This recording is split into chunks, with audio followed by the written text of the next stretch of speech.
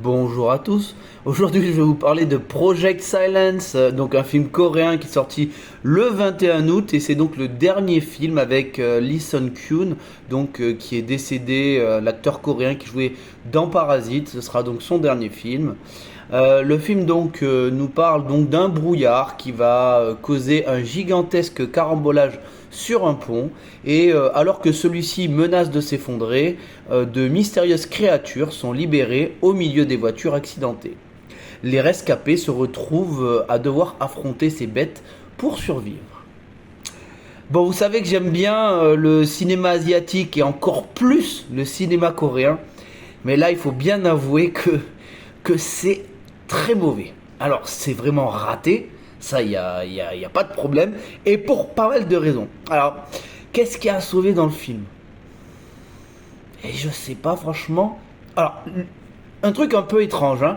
Je trouve que le film est vraiment naze, mais j'ai pas la haine contre ce film.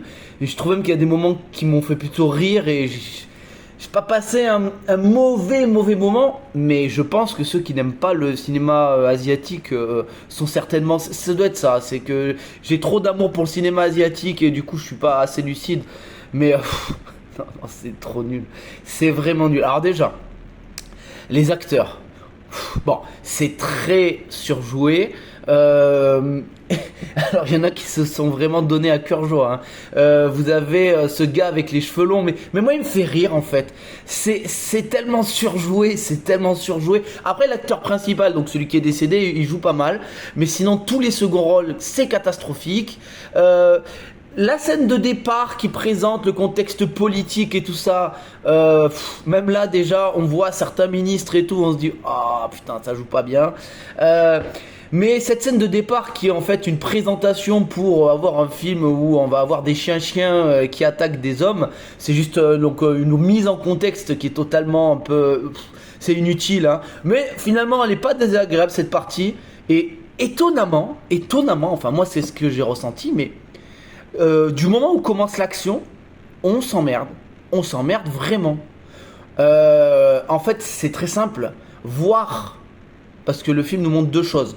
Voir des carambolages, des voitures qui tapent pendant la moitié du film, et voir des chiens qui attaquent des gens, en fait on se rend compte que c'est très chiant.